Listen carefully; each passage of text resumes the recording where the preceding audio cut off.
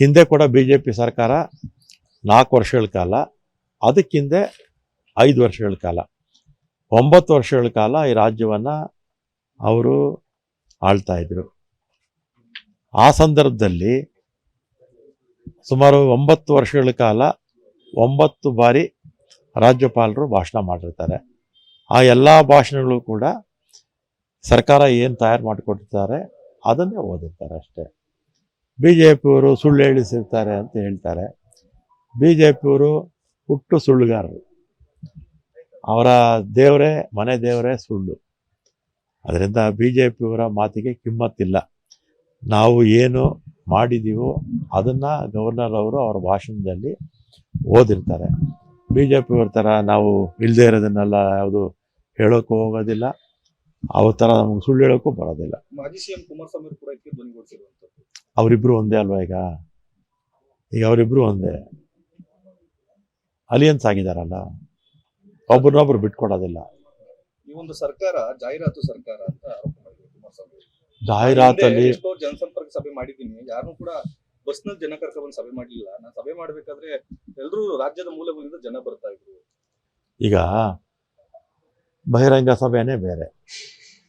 ಬಹಿರಂಗ ಸಭೆ ಅಂದರೆ ಅದು ಯಾರು ಬೇಕಾದ್ರೂ ಬರಬಹುದು. ಮತ್ತು ಫಲಾನುಭವಿಗಳದು ಜಿಲ್ಲಾ ಮಟ್ಟದಲ್ಲಿ, ತಾಲೂಕು ಮಟ್ಟದಲ್ಲಿ ಕಾರ್ಯಕ್ರಮಗಳಾಗುತ್ತೆ. ಅಂಥ ಸಂದರ್ಭದಲ್ಲಿ ಫಲಾನುಭವಿಗಳು ಎಲ್ಲ ಒಂದೇ ಕಡೆ ಇರೋದಿಲ್ಲ, ಬೇರೆ ಬೇರೆ ಕಡೆ ಇರ್ತಾರೆ. ಅಂಥ ಸಂದರ್ಭದಲ್ಲಿ ಎಲ್ಲ ಸರ್ಕಾರಗಳು ಕರ್ಕೊಂಬಂದಾಗೆ ನಮ್ಮ ಸರ್ಕಾರನೂ ಕೂಡ ಕರ್ಕೊಂಬಂದಿರುತ್ತೆ. ಹಿಂದೆ ಕೂಡ BJP ಸರ್ಕಾರ 4 ವರ್ಷಗಳ ಕಾಲ, ಅದಕ್ಕಿಂದೆ 5 ವರ್ಷಗಳ ಕಾಲ, 9 ವರ್ಷಗಳ ಕಾಲ ಈ ರಾಜ್ಯವನ್ನು ಅವರು ಆಳ್ತಾ ಇದ್ರು. ಆ ಸಂದರ್ಭದಲ್ಲಿ ಸುಮಾರು 9 ವರ್ಷಗಳ ಕಾಲ 9 ಬಾರಿ ರಾಜ್ಯಪಾಲರು ಭಾಷಣ ಮಾಡಿರ್ತಾರೆ. ಆ ಎಲ್ಲ ಭಾಷಣಗಳು ಕೂಡ ಸರ್ಕಾರ ಏನು ತಯಾರು ಮಾಡಿಕೊಟ್ಟಿರ್ತಾರೆ ಅದನ್ನೇ ಓದಿರ್ತಾರೆ ಅಷ್ಟೇ. BJPಯವರು ಸುಳ್ಳು ಹೇಳಿಸಿರ್ತಾರೆ ಅಂತ ಹೇಳ್ತಾರೆ. BJPಯವರು ಹುಟ್ಟು ಸುಳ್ಳುಗಾರರು. ಅವರ ದೇವರೇ, ಮನೆ ದೇವರೇ ಸುಳ್ಳು. ಅದರಿಂದ BJPಯವರ ಮಾತಿಗೆ ಕಿಮ್ಮತ್ತಿಲ್ಲ.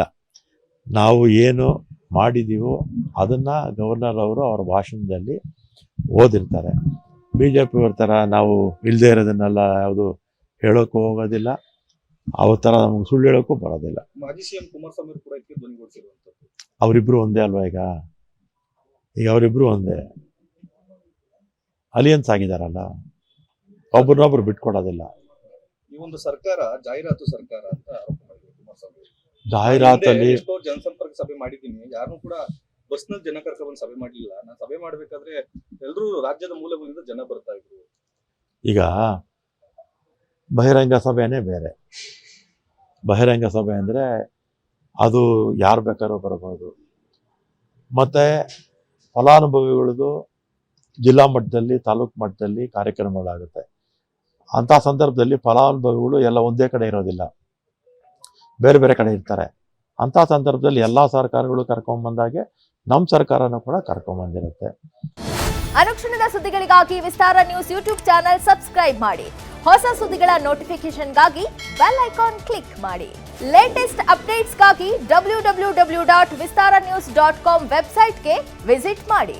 ಅಂಗೈಯಲ್ಲೇ ಜಗತ್ತಿನ ಸುದ್ದಿ ತಿಳಿಯಲು ವಿಸ್ತಾರ ನ್ಯೂಸ್ ಕನ್ನಡ ಆಪ್ ಡೌನ್ಲೋಡ್ ಮಾಡಿ.